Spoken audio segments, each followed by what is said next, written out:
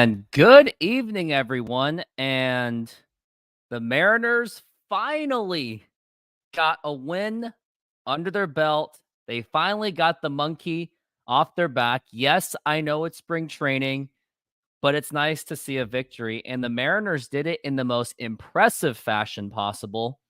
Now, what in the world happened? Well, we'll find out momentarily. And looks like we got some people here. Now, before we even get started, Rooftop Sports here. And yes, unfortunately, I don't have any of my friends here. I don't have the Jay Trident podcast with me, unfortunately. He just couldn't make it today. So, I mean, it's fine. Hopefully, he'll be back next week. And of course, if in case some of you were not aware, I had to make some adjustments after last week's show. That's not even on my channel anymore. Had to delete that, but that's been taken care of for those that had their concerns. It was all over Twitter. So, thankfully, we got that taken care of. So anyways, this is the Rooftop Sports. We're going to talk about some Mariners, things that we're going to go over. We're going to go over the first 3 games of the Mariners spring training and maybe some things to talk about for the offseason that has happened. Like, what's the vibes like for the team? Because I've heard that the vibe of this team might be better than it was last season, which I actually do believe that. Now, before we even get started, let me tell you that this channel is sponsored by SeatGeek, and here is the message from SeatGeek. SeatGeek is a mobile ticketing app for sporting events, concerts, and other events. They make the buying experience easier by the app ranking each ticket from 0 to 10 to see if you are getting a good deal, and you can see exactly where you are sitting. I regularly use that app, and I have had nothing but a fantastic experience with SeatGeek. Use my promo code Rooftop Sports to get $20 off of your first purchase. Link to the code, app, and website will be in the description, so take advantage, and thank you. So yes, if you are in Arizona right now, or if you're planning to go to Arizona for spring training, or if you're just planning to go to Mariners games in general, including the opening day, use that promo code Rooftop Sports to get $20 off. I've had people already use it, so definitely take advantage. And yep, and that as well. Perfect if you want to watch the Mariners get battered every week. I really like that. I really do. So let's get into the very first game. It was the Seattle Mariners and the Chicago White Sox. And for anything that I do remember about that game, I mean, it wasn't really much to remember. The pitching was just awful, as I can say. But I mean, I'm just gonna go over like notable things that did happen throughout that game as I pull up the scoreboard. But some of the summaries are the Mariners had a comeback, but it was squandered in the bottom of the 9th inning, unfortunately. Well, in the bottom of the 9th inning, yes. Some highlights was Cole Young had a sacrifice fly. Samad Taylor hit his first home run, and he's trying to take that job of Sam Haggerty. Jonathan Clase hit a double, an RBI. And those were the most notable highlights of that entire game. As for the pitching, there wasn't really much to say from. There was Casey Lawrence, Jackson Kowar, each had a pair of strikeouts, and Jackson Kowar is the one that you want to really look at the most because he is the trade piece that was off of the Jared Kelenic trade, and hopefully he could contribute to the Mariners for the season. He didn't have a good season in the past, but we all know what the Mariners are known for. They are known for making crap into gold with their bullpen pitchers. So hopefully Jackson Kowar does contribute to that. Anything that stuck out in the offense? Well, it was Ty France. Ty France hit a double, and his swing has gotten noticeably quicker. It seems that drive line workout thing has really worked out for him so far. I mean, yeah, it's just one game, but as of now, it seems that it is working pretty well. And in that case, if it's working for Ty France and it worked for JP Crawford for the 2023 season, I think I'll check out Driveline and see if they'll develop my softball swing, because I also play softball in the spring and summertime. And I am looking to make some videos on that as well. So definitely look forward to that. And what we got here, we got Reflect the Sun, one of my top fans of this channel. Welcome to the show. And then, yeah, that was game 1. I'm getting a little bit off topic, but unfortunately, the bullpen was just terrible. You got Juan Mercedes, who gave up 4 earned runs. And then Peyton Alford, he had a blown save where he gave up the 2 runs, a hit, and he walked 3 batters. He definitely pulled a 1999 Jose Mesa, to say the least. So that was game 1. Game 1, awful bullpen, but again, it's spring training. Ty France was looking good. Jonathan Clase, who's one of the top outfield prospects for the Mariners, and let's take a look and see where Jonathan Clase is at. I definitely want to take a look at where he's at. Mariners top prospects 2024. Let's see if they even have anything so far.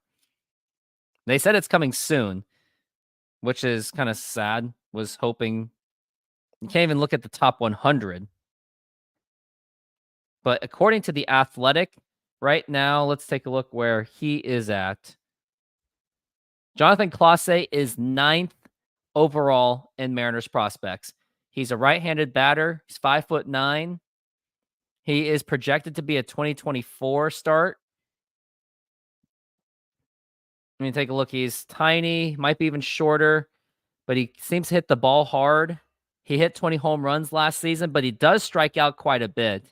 So I don't expect him to really not necessarily like step up or anything. I shouldn't be saying that, but I don't necessarily see him making the MLB team unless he pulls basically a 2022 Julio Rodriguez.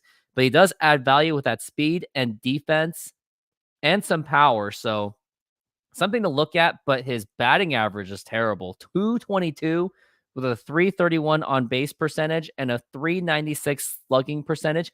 And he struck out 28% of the time.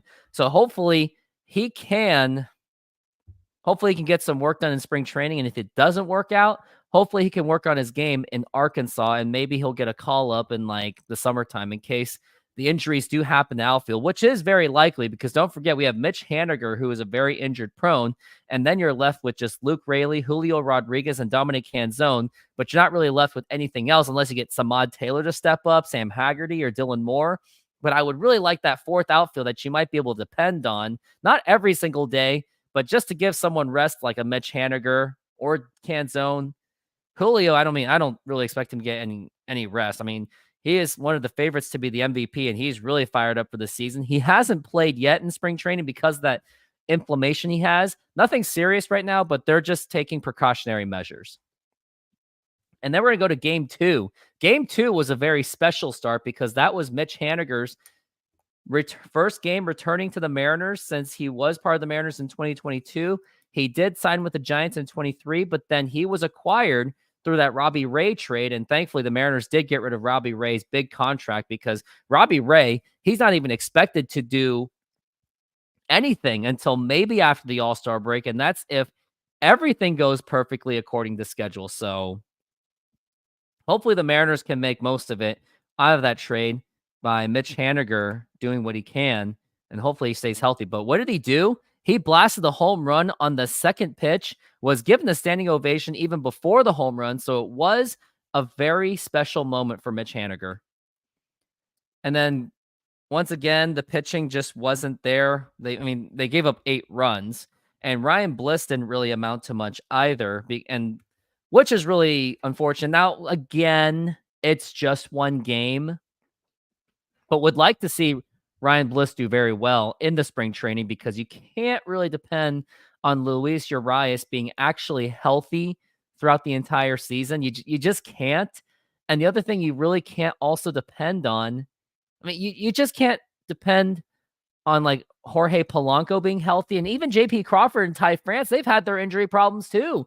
Let's not forget about the injuries that Ty France had when he was with in 2022 against Oakland when he suffered that injury, that ever since then, he just wasn't the same after that. But hopefully with that huge workout he did with Driveline, hopefully that makes a huge difference and it gets us back to the 2021 or the first half of 2022 Ty France that we are all looking for. And just by that, if that happens, that makes a huge difference in the offense. And if that also happens, Driveline is going to be very busy with other Major League Baseball players in the future. And Reflect the Sun, thank you very much for the donation. I definitely very much appreciate it. If anyone else can absolutely do that as well, please do so. to help grow this channel. So let me take a look at other box scores that really stood out for the Mariners. I'm looking at it right now. Bliss didn't really amount to anything. Haniger hit the home run. Cal Raleigh at least scored a run because he got on base with a walk. Harry Ford threw a man out from his knees. That's another thing that really sticks out is Harry Ford threw a guy out from his knees when he was trying to steal a base. Absolutely just insane. Like I read something from the Twitter that someone would like to see Harry Ford and Cal Raleigh play together, maybe just rotate, and maybe in the future, if Harry Ford is not catching, Cal Raleigh catches and he'll DH, or vice versa. Cal Raleigh's a catcher, maybe Harry Ford does other things. Maybe he can play first base to give Ty France some rest. So Harry Ford can absolutely provide lots of flexibility, which I would expect. But the thing is, Harry Ford is still in A+ Everett, so I don't expect him to necessarily get to the major league level. At best case scenario, depending how spring training goes, I think they maybe start him just a little bit in Everett. But best case scenario, I do expect him to be in Double-A Arkansas. And Double-A Arkansas, they've got some players. They got Tyler Locklear, they got Jonathan Clase, and they also got the guy I was just talking about. Now, who was I talking about again? How I just lost my train of thought. How embarrassing. But who was it? Harry Ford. That's right. So Harry Ford. Other thing that stuck out, Luke Raley got a hit. Canzone got that double. Dylan Moore actually contributed, got a hit with an RBI. Sam Haggerty didn't really do much. Clase actually got a sacrifice fly, so he's actually contributing. So that was game 2. I mean, there wasn't really much out of it, just due to the fact that the bullpen, I mean, they're not even pitching their best players at all. They're just really just cycling everyone, which is why no one should panic if the Mariners ever lose. Like, maybe I showed it in my videos, but I was just doing that for the sake of comedy. So that's how I would approach it typically. So spring training, again, like, if the Mariners don't win, it's not the end of the world at all. Like, I wouldn't think it is. And because they're just really experimenting everyone. That's really it's all about. The thing that you really want to pay attention to when you are watching spring training games, you really want to pay attention to how the players are doing, including the prospects and the current players.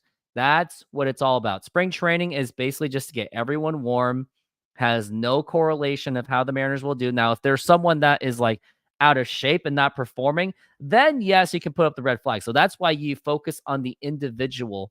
You don't necessarily focus on the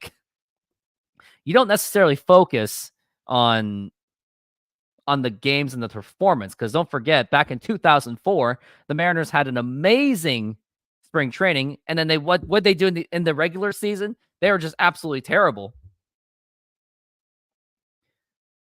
So yeah, I mean that's my conclusion on game 2. Focus? What are you talking about, flick of the switch? But I am appreciative that you are here. And now game 3. Let's talk about the game 3, shall we?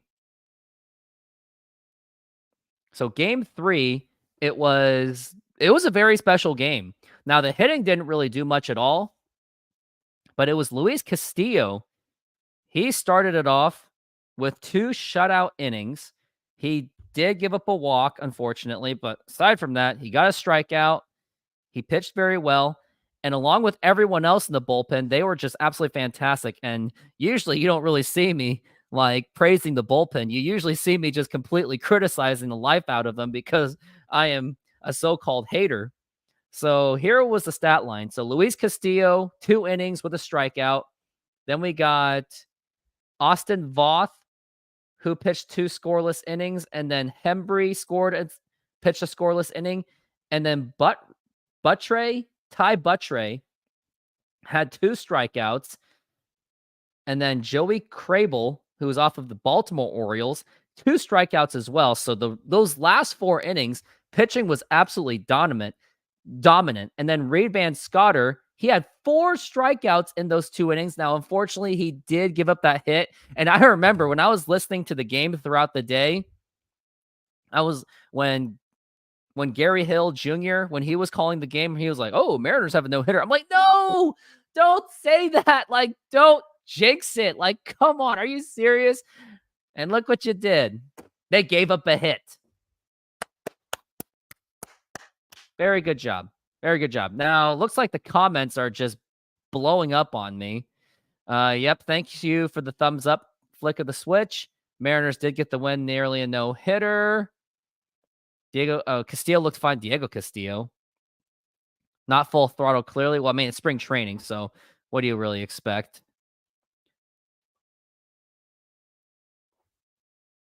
And yeah, flick of the switch. He's very critical of my statements, so I must say that. And then in the offense, there wasn't really much, but Cole Young, how about him? He went 1 for 2 with a 2-run double where it was later in the game. It was 0-0, and Cole Young, next thing you know, hits a 2-run double. He is one. If you're wondering who Cole Young is, he is one of the shortstop prospect, one of the top shortstop prospects for the Seattle Mariners. And let's take a look and see where Cole Young is. He is the second best prospect for the Seattle Mariners, just behind Colt Emerson, who is projected to be even better than Cole Young. And then you got number 3, Harry Ford, Michael Arroyo. Then you got Felnine Celestine, which definitely watch out for him because he's already getting a $4.7 million bonus. Like, the Mariners are really putting money into this guy, but I don't expect him to start really anywhere until, I guess, Dominican Republic, because he didn't even play anything. He didn't even play anything from last season because he was injured. So Cole Young with a 2-run double. So definitely keep an eye out for him because he's getting quite some bit of playing time. That's the 2 of 3 games that he has played already. Ty France didn't really do much, 0 for 2. Tyler Locklear didn't really do much. But what really stood out was Sam Haggerty actually got a hit, and he made some amazing catches. And Sebi Savala, not only did he go 1 for 2, but he also threw out a guy for the second time in spring training. So maybe Sebi Savala could be that defensive specialist. Now, I don't expect him to really do much of hitting, unfortunately, but maybe he can fill out that role like Tom Lampkin did for the 1999 through 2001 Mariners. And maybe something like, maybe not like, I was thinking like Joe Oliver of 2000, but he was more of a starter. So maybe thinking of 96 to 98 John Marzano is something I'm looking at as well. So hopefully Sebi Savala does play that role very well. And I just got distracted. Mitch Haniger dislocated his wrist by signing autographs today, which I'm surprised he didn't hurt himself by walking up or didn't twist anything while hitting that home run. Well, that's going to be all about the games for the Mariners. So the first 3, they're 1 and 2, but there are some bright spots out there. Some of my most favorite ones, I will say, is Ty France has his swings is a little bit faster. Mitch Haniger hits a home run on his game back. Jonathan Clase is looking pretty good. Harry Ford throwing a guy out from his knees. Sebi Savala showing some defense. And looks like the bullpen could be extra competitive. It's about getting that last spot. Will it be Jackson Kowar? Will it be the closer from today? Who knows? But there's a lot to look forward to in spring training. Like, I don't want people to say, oh, it's just spring training, big deal. Like, no, these are games that you really should be paying attention to, which is something I'm going to try to do the best I can to follow as many spring training games as possible, where I'm going to, if I possibly can, put up some post-game shows just to keep you guys updated. And I did just upload a video earlier before the show started. I'm going to see if it's uploaded now. It is uploaded already, so go ahead and check that video out as well. And actually, at this point, I'll go ahead and link you guys the video so you guys can take a look. It's just the recap of Game 3, which I guess I've already talked about here. But if you would like to take a look at it and give me a view, be my guest because it'd be very nice. So there is that. So that's everything about the first 3 games. Let me take a minute break to just drink a water. And also, this channel is, of course, sponsored by Modern Exterior Solutions. Here is that ad. Modern Exterior Solutions is a fully licensed and insured full-service exterior renovations company serving Seattle and East Side communities. We know that a home is one of your most important possessions. That's why we're committed to providing high-quality, affordable home renovations for each customer's individual budget. We're diverse enough to meet the challenges of any project you put in front of us. Our workmanship minimizes the use of third-party services, and our team works together to meet all your deadlines. Anytime there's a challenge, we work with you to find a solution. We're proud to work with distributors of quality brand products with durable, ample protection from the elements for a variety of applications, including James Hardie siding and trim. Talk with us today about your project's needs, and we can help you solve all the challenges along the way.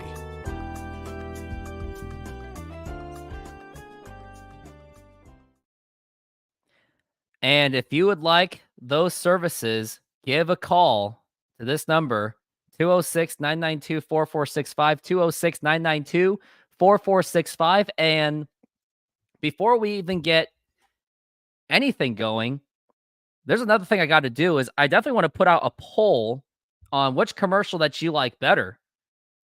So let's go ahead and do that. So I'm going to go ahead and see if I can get that poll going. I just got to find the link to that video. This is awkward. But yeah, I guess, but also throughout the show, put it in the comments on if you have any questions, definitely go ahead and fire those questions out and make sure it's, of course, Mariners related as well. Got it. Now I'm at the poll question, and now I'm going to ask the poll. I'm going to ask you the question. It's going to be, which ad do you like better? My Seat Geek ad or Modern Exterior Solutions ad? When will you be giving up on commercials altogether? Flick of the switch, I will not, because I've already had people use my SeatGeek code, so Flick, don't even bother. Oh man, you're such hater. I'll reflect the sun. I know I use that Rainier Beach commercial, but this time I'm gonna be a lot more serious for the live shows for the upcoming Mariners season. So there's gonna be a lot more ads of myself and any of the sponsors, which I have been working on. So, but yeah, go ahead and answer all those questions. And then Hannah thinks I should make this an answer. I don't know. So let's go into the next part of the show. And what I was thinking was, what I've heard, Julio Rodriguez seems to be a lot fired up. There was that little press conference that he had asking him all the questions. And the best things I saw out of him was this. What I liked about what he said, now granted, actions speak louder than words. They really do. But I really do like that, despite the fact that Julio had statistically a career high season, 30 plus home runs, 30 plus stolen bases, 100 RBIs, and he still said that the season was a disappointment and he felt that he underachieved, which was very true. He was absolutely streaky. Like the very first half, he struggled. Like he wasn't great at all. It was not until August when he actually picked it up and he just put up just insane, stupid numbers that you maybe see only on a video game when you're playing like MVP baseball. That's all. I mean, those numbers were just very unprecedented, which is why those numbers did go up and it helped him get to a 275 average. And let's take a look at what happened in the first half. First half, he had just 13 home runs, batted 249, a 310 on base percentage. And then the second half, 19 home runs, 54 RBIs, 15 stolen bases. His strikeout to walk ratio was still very disturbing. He's nearly struck out 200 times, but he batted 308 with a 363 on base percentage. And it was that August month that was the complete statistical anomaly. 7 home runs, 30 RBIs, 11 stolen bases, batted 429 with a 474 on base percentage. and a slugging percentage of 724 and an OPS of 1.198, nearly 1.2. But then once you got into September, he floundered when you needed it the most. And most importantly, the most disappointing part of that September, it was the last 10 games when it started in Texas. Here was his batting average because he had a 283 average. This was his last 10 games. And I remember I stressed how important those last 10 games were for the Mariners. And because they failed to do so, and because Julio failed, Mariners missed the playoffs. Julio only hit 1 home run, only 4 hits, had a 111 batting average, a 191 on base percentage, and a 250 slugging percentage, and a 441 OPS. Like, those numbers are just unacceptable. And that's why Julio said that he felt he underachieved, which I 100% agree. But he seems to be a lot more fired up. The vibe seems to be a lot better. And I'm being distracted again. Only 42% of watchers have liked this stream. Make that number by 100. Oh, yeah. Must be flick of the switch, isn't it? And since the polls have gone long enough, I'm just going to end the poll right now. So the winner of this whole thing is the SeatGeek ad. My SeatGeek ad is the winner. Anyways, so Julio Rodriguez, he has high expectations of himself. Looks like he did put in the work. So hopefully Julio Rodriguez can improve from last season or just take it to the next level and get to that MVP level. Other things I like to hear that I think I heard it from Logan Gilbert or any other Mariner is that Scott Service, Mariners manager, who I absolutely despise, he was in constant contact and communications with his players throughout the entire season just to make sure that everyone was on the same page. And that's something I really do appreciate. Although I don't like Scott Service that much because he's too analytical. He makes silly bullpen decisions. And he's always cringe to listen to on TV, like when he's on the press conference. But I did like that every time there was a trade happening, he called everyone to get their opinions, constant contact and communication because everyone, just remember when the offseason started, we all remember that 54% comment, Cal Raleigh criticizing the ownership, Jared DePoto saying, we are doing the fan base a favor. He did apologize, and he really shouldn't have said that. But I'm starting to think that he didn't really mean to say that. I think he only said that just because he was frustrated. It was a very frustrating season, and he realized how much his payroll, the payroll of the team, and how much he's allowed to spend was very restrictive.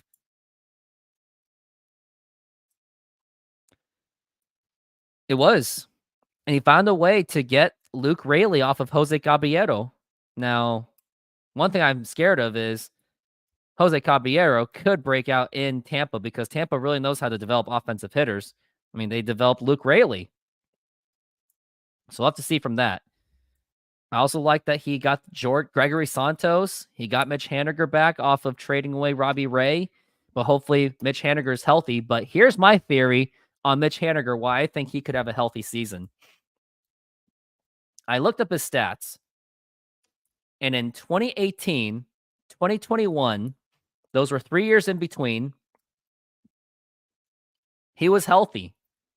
And how many years has it been since Mitch Haniger has been healthy?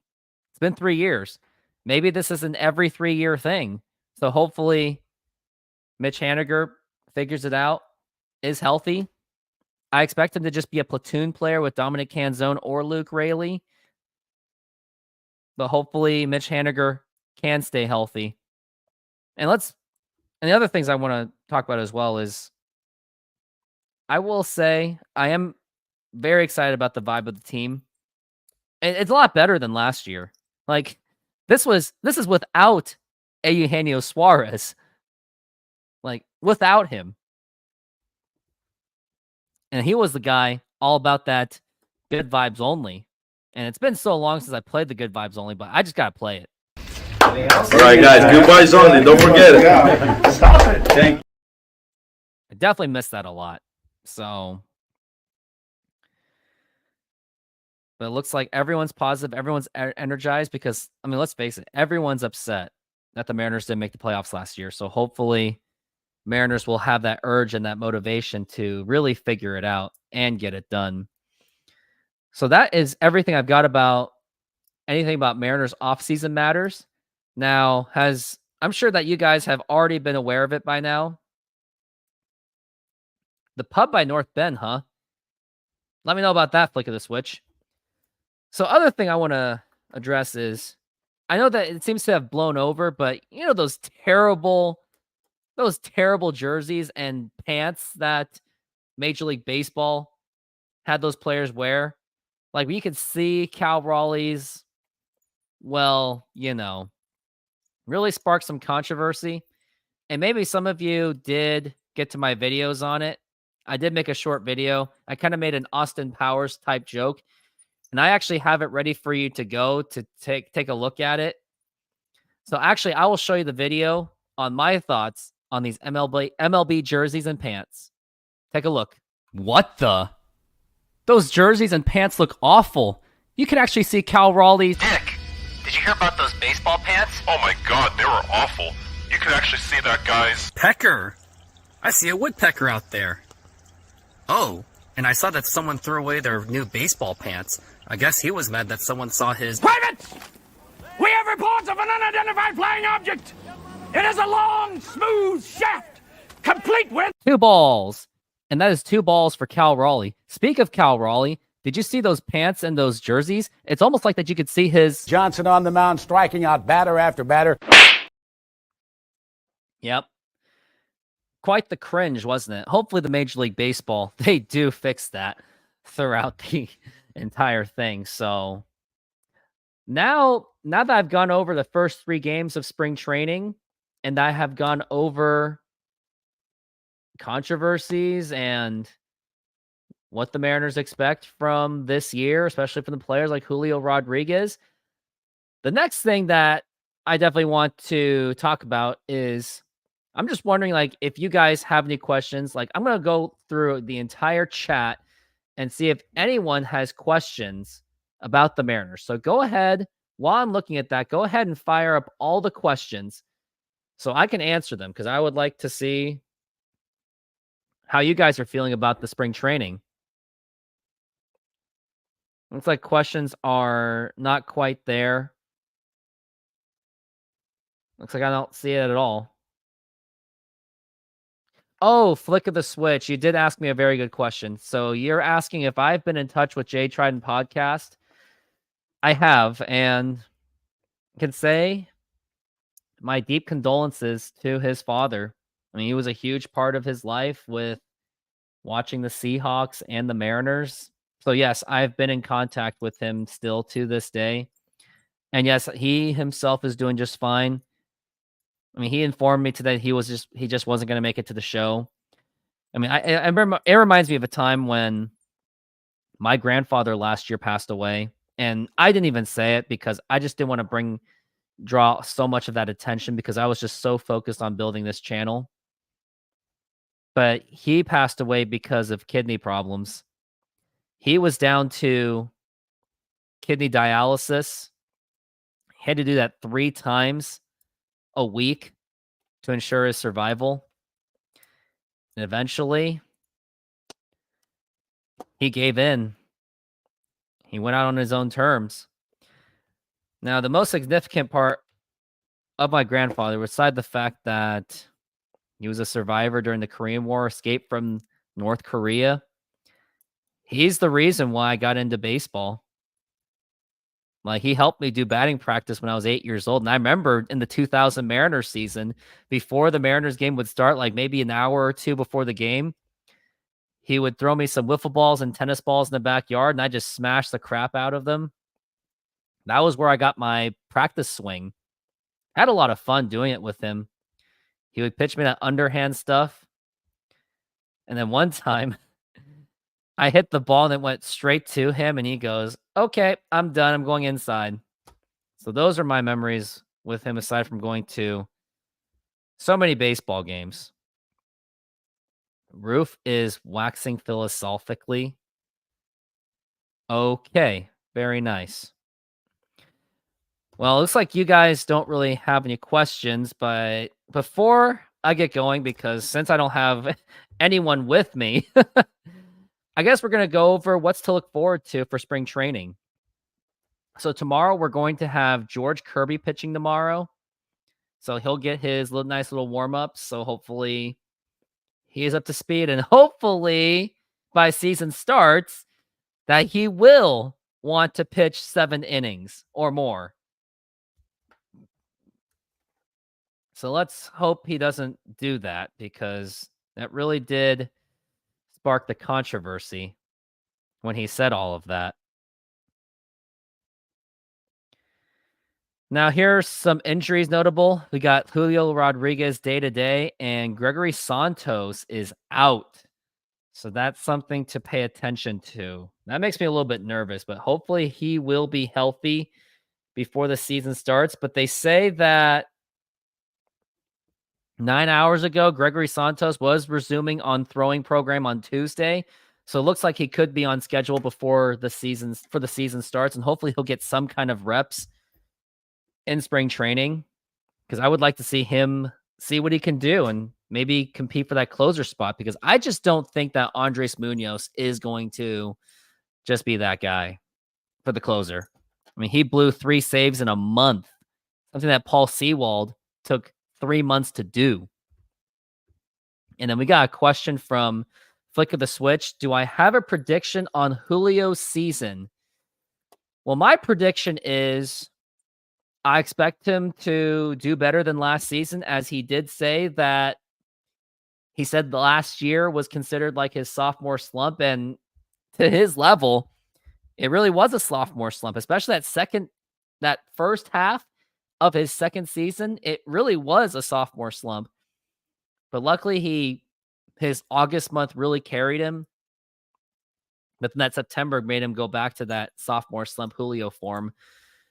But hopefully Julio doesn't only step up.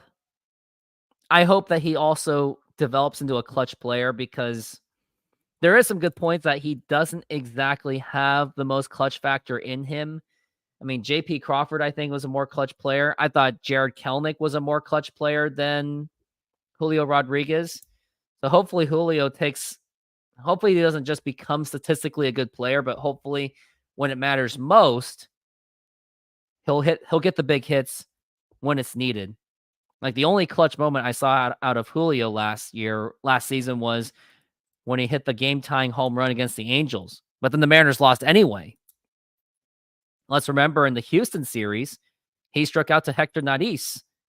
And rather than Julio being criticized for falling in the moment, especially when it mattered most,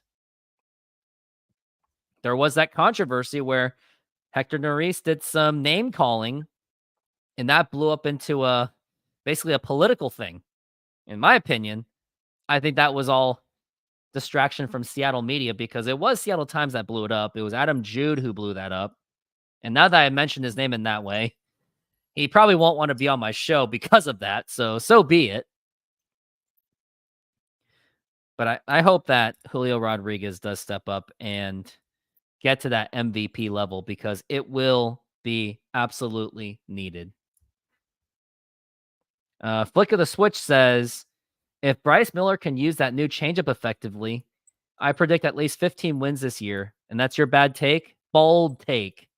Bold take, you say. I mean, it's not that crazy, because he's also been working on that splitter. So hopefully he can get some work done hopefully he can develop into a solid starter. I mean, the starting rotation of the Mariners is absolutely amazing. You got Luis Castillo, George Kirby, Logan Gilbert, Bryce Miller, and Brian Wu. And hopefully Brian Wu and Bryce Miller won't be taxed too much like they were last season, because they really pitched a lot more than they should have. Which is why I still want the Mariners to go out and get Blake Snell, so they can maybe have that 6-man rotation for that depth. So that way Brian Wu and Bryce Miller don't get overtaxed. But I mean, not that it should be a big deal anyway, because Scott Service continues to limit them anyway. He limits his pitchers to like maybe 7 innings to begin with. So I don't think it really matters that much. Now, another question. Everyone put like a thumbs up or something if you haven't seen my SeatGeek ad yet. I think all of you have, so maybe I don't have to play it. And then flick of the switch, you said you love to see Kirby use that knuckleball a few times a year. That would be cool. I mean, I don't really expect him to because, I mean, he was just experimenting because Mariners were pretty much, they were out of it. So he had that nothing to lose. I think maybe in a blowout situation, like if they're up 10-0 and the other team is guaranteed not to score, maybe. But I don't expect George Kirby to really develop that knuckleball. So, oh, and Dixon, you didn't see it, huh? Well, I might as well take a water break on this one. And once again, this channel is sponsored by SeatGeek. Here's the message. SeatGeek is a mobile ticketing app for sporting events, concerts, and other events. They make the buying experience easier by the app ranking each ticket from 0 to 10 to see if you are getting a good deal, and you can see exactly where you are sitting. I regularly use that app, and I have had nothing but a fantastic experience with SeatGeek. Use my promo code Rooftop Sports to get $20 off of your first purchase. Link to the code, app, and website will be in the description, so take advantage, and thank you. Yep, so definitely take advantage of that. Get your $20 off for your next spring training game, Mariners game, or concert, or whatever you're going to that SeatGeek has. So definitely take advantage of that.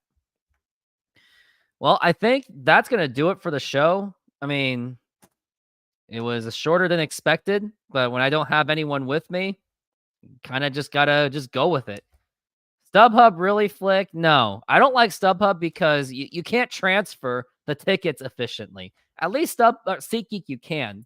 I think SeatGeek is better than StubHub in my opinion. So yeah, Dixon, thanks for voting for that. But hopefully by opening day, I'll have much more ads. Ticketmaster, come on. But yeah, so as of now, I got 2 solid ads up, Modern Exterior Solutions and SeatGeek. And hopefully I'll have more ads by the time we get to opening day. And yep, I think TickPick. I heard that's an app too. You know, Kevin Garnett, the basketball player, that's also his Instagram name. Sidewalk Scalps, yeah. I've interacted with a few. Kind of weird vibes I get out of it. But I think unless you guys have any questions left, I'm going to leave it up for just under a minute, but I'm going to wrap up the show. I've got a video to work on. Now, here's the thing. You know what? I'll give you guys an opportunity to take a guess what my video is going to be about. And I'm not going to say whether you're right or wrong or anything. I just want to see what you guys think. So, what do you think of? So, the video is going to be about this. What do you think of when I say the names of Edgar Martinez, Bucky Jacobson, and Ichiro all in one sentence? What does that make you think of? So the video is going to be about those 3 guys. They are mentioned in the video quite a bit, but that's what my video is going to be about. If anyone has any answers, throw it up in there. Flick of the Switch says a montage of old Mariners clips. I mean, okay.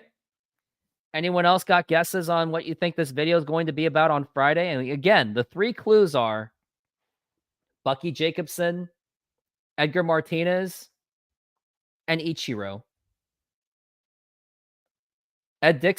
Dixon says, sounds like a video about players not wanting Edgar to retire. I just remember Bucky's no retire Edgar mode. I didn't even say if you were right or anything. So, no prize for that. So, you know what? That's it. So, I'm going to wrap it up. Thank you very much for being on this show. And here's a note. Next week, I will not be here on Monday of next week. Now, if anyone like to take a guess on why I won't be there, Well, I just won't. So I'm going to actually be there on Tuesday rather than Monday. It's going to be Tuesday, roughly the same time. I'm hoping to have Jay Trident podcast there, or maybe any other Mariner YouTubers out there that would like to join my show. But until then, Jay Trident podcast will be there. And if not, I'll still do a show because I definitely want to keep you guys updated every single week. And going forward, you will see as many post-game shows as much as possible for Mariners games of spring training. Anyways, thank you very much for watching. Remember to hit the like button, subscribe, and hit that notification. And help me get me over to 1,400 subscribers because I am that close. Well, that's going to be it. Thank you very much once again. And everyone, have a good night and go Mariners.